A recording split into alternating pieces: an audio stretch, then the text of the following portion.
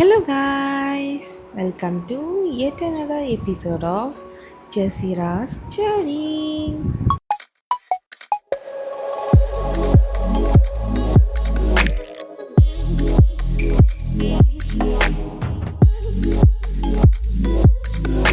അപ്പോൾ ഇന്ന് നമ്മൾ നോക്കാൻ പോണതേ ഒരു അടിപൊളി പൂരിയൻ വറുത്തരച്ച കടലക്കറിയാണ് കേട്ടോ. അതിന് മുന്നേ ആരെങ്കിലും ഒന്ന് സബ്സ്ക്രൈബ് ചെയ്യാതെ കാണുന്നവരാണെങ്കിൽ ഒന്ന് സബ്സ്ക്രൈബ് ചെയ്യണേ. അപ്പോൾ നമുക്ക് കാര്യത്തിലോട്ട് കിടക്കാം. അപ്പോൾ കടലക്കറിക്ക് നമ്മൾ ആദ്യമായിട്ട് ഉണ്ടാക്കാൻ പോണത് വറുത്തിട്ട് അരയ്ക്കാനുള്ള മസാലയാണ് കേട്ടോ. അതിന് ഞാനിവിടെ തേങ്ങ തിരുമ്മിയെടുക്കുന്നുണ്ട്. എൻ്റെ ജീവിതത്തിൽ ഞാൻ ആദ്യമായിട്ട് ചെയ്തൊരു സാധനമാണ് കേട്ടോ അത്, കടലക്കറി. അതെന്താണെന്ന് ചോദിച്ചാൽ കല്യാണം കഴിഞ്ഞിട്ട് ആദ്യമായിട്ട് കുക്ക് ചെയ്ത സാധനം. എൻ്റെ ഉമ്മാൻ്റെ റെസിപ്പി തന്നെ, വേറെ എവിടെ നിന്നുമല്ല. അപ്പോൾ ചട്ടി അടുപ്പത്ത് വെച്ച് ചൂടായതിന് ശേഷം വെളിച്ചെണ്ണ ഒഴിച്ച് 1 ടേബിൾ സ്പൂൺ വലിയ ജീരകം ഇട്ട് കുറച്ച് ചെറിയുള്ളിയും വറ്റൽ മുളകും കറിവേപ്പില ഇട്ട് ഒന്ന് മൂപ്പിച്ചെടുക്കാം.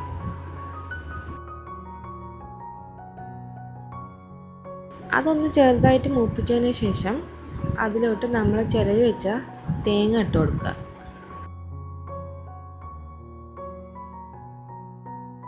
അപ്പം തേങ്ങ ഇട്ട് കൊടുത്തതിന് ശേഷം അത് നന്നായിട്ടൊന്ന് വറുത്തെടുക്കണം കേട്ടോ.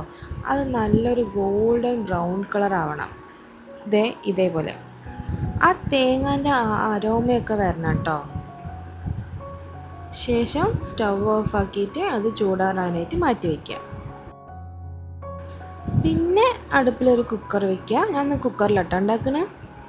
കുക്കർ വെച്ച് ചൂടായതിന് ശേഷം വെളിച്ചെണ്ണ ഒഴിക്കുക. എന്നിട്ട് അതിലേക്ക് ഹോൾ സ്പൈസസ് ഇടുക. ഞാൻ പട്ട, ഗ്രാമ്പു, ഏലക്ക, കുറച്ച് വലിയ ജീരകം ഇട്ടിക്കണേ. എന്നിട്ട് അത് പൊട്ടിയതിന് ശേഷം വെള്ളുള്ളി, 1.5 വെള്ളുള്ളി എടുത്തിക്കണം കേട്ടോ. അതിട്ടിട്ട് നന്നായിട്ടൊന്ന് വഴറ്റിയെടുക്കുക. ഞാനിവിടെ വേഗം വഴണ്ട് കിട്ടാൻ കുറച്ച് ഉപ്പ് ചേർത്തിട്ട് വഴറ്റിയെടുക്കുന്നുണ്ട് കേട്ടോ.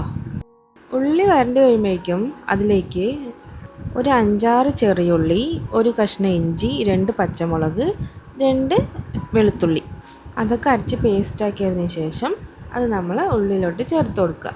എന്നിട്ട് അതിൻ്റെ പച്ചമണം മാറണ വരെ അത് വഴറ്റി കൊടുക്കുക.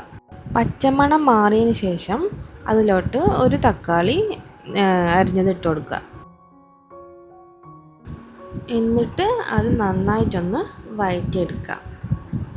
ഈ കടലക്കറി പൂരിക്കും ചപ്പാത്തിക്കൊക്കെ ഭയങ്കര ടേസ്റ്റാണ് കേട്ടോ.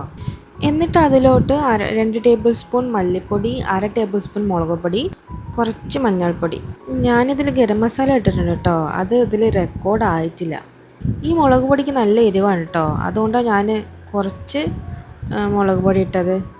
അതല്ലാതെ നമ്മൾ ഇഞ്ചി വെളുത്തുള്ളി പേസ്റ്റിലും പച്ചമുളക് ആഡ് ചെയ്തിട്ടുണ്ട്. എന്നിട്ട് അതിലോട്ട് കുതിർത്ത് വെച്ച കടലയും ഉരുളക്കിഴങ്ങ് മുറിച്ചതും ഇട്ട് കൊടുക്കുക. എന്നിട്ട് അതിലോട്ട് ആവശ്യത്തിനുള്ള വെള്ളമൊക്കെ ഒഴിച്ച്, അതായത് കടലയും കിഴങ്ങൊക്കെ വേവാനുള്ള വെള്ളം ഒഴിച്ചിട്ട് ഉപ്പൊക്കെ ശരിയാണോ എന്ന് നോക്കിയിട്ട് ആവശ്യത്തിനുള്ള ഉപ്പൊക്കെ ആഡ് ചെയ്തിട്ട് അതൊന്ന് കൊതിക്കാൻ വിടുക. ഞാൻ എപ്പോഴും ഇത്തിരി കൊതി വന്നതിന് ശേഷം കുക്കർ അടച്ച് വെച്ച് വിസിലിടുക കേട്ടോ. അപ്പോൾ വേഗം വെന്ത് കിട്ടും. അപ്പോൾ കൊതിയൊക്കെ വന്നു. ഇനി കുക്കർ അടച്ച് വെച്ച് വിസിലിടാം. എന്നിട്ട് നമുക്ക് നേരത്തെ വറുത്ത് വെച്ച തേങ്ങൻ്റെ കൂട്ട് അരച്ചെടുത്ത് വയ്ക്കാം.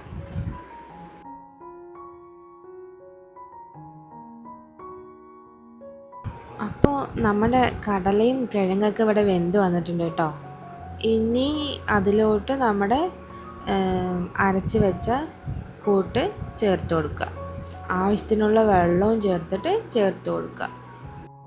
എന്നിട്ട് അത് തിളച്ചതിന് ശേഷം അതിലിത്തിരി മല്ലിയില ചോപ്പ് ചെയ്തത് ഇട്ട് കൊടുക്കുക. അപ്പോൾ നമ്മൾ ടേസ്റ്റ് ആൻഡ് യമ്മി ആയിട്ടുള്ള കടലക്കറി ഇവിടെ റെഡി ആയിട്ടുണ്ട് കേട്ടോ. അതിനെ വേറൊരു പാത്രത്തിലേക്ക് മാറ്റി വെച്ച് നമുക്കിനി പൂരിക്കുള്ള മാവ് കഴിക്കാം കേട്ടോ. അതിനായിട്ടൊരു പാത്രത്തിൽ 1 കപ്പ് മൈദ, 1 കപ്പ് ആട്ട, 3 ടേബിൾ സ്പൂൺ റവ, ആവശ്യത്തിന് ഉപ്പ്. അതിവിടെ റെക്കോർഡായാൽ വിട്ടുപോയതാണ് കേട്ടോ. എന്നിട്ട് അത് ആവശ്യത്തിന് വെള്ളം ഒഴിച്ച് കൊടുത്തിട്ട് നല്ല സോഫ്റ്റായിട്ട് കുഴച്ചെടുക്കാം.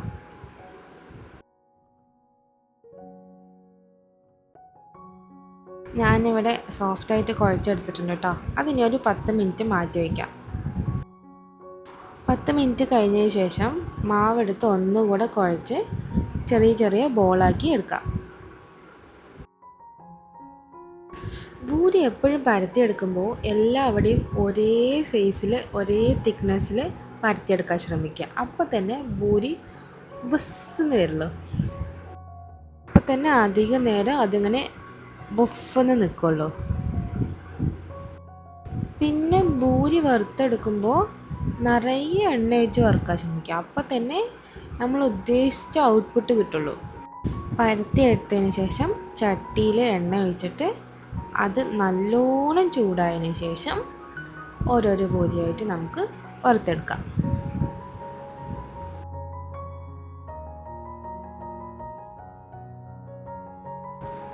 കണ്ട എൻ്റെ പൂരി ബുഫെന്ന് വന്നില്ലേ? അപ്പം ഇനി ബാക്കിയുള്ള എല്ലാ പൂരിയും നമുക്ക് വറുത്തെടുക്കാം.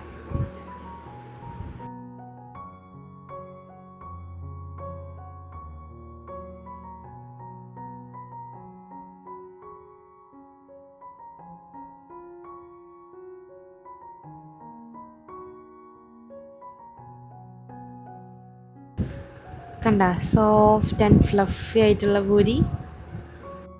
അപ്പം നമ്മുടെ പൂരിയും വറുത്തരച്ച കടലക്കറി ഇവിടെ റെഡി ആയിട്ടുണ്ട്. ഇത് എല്ലാവരും ഒന്ന് ട്രൈ ചെയ്ത് നോക്കുക.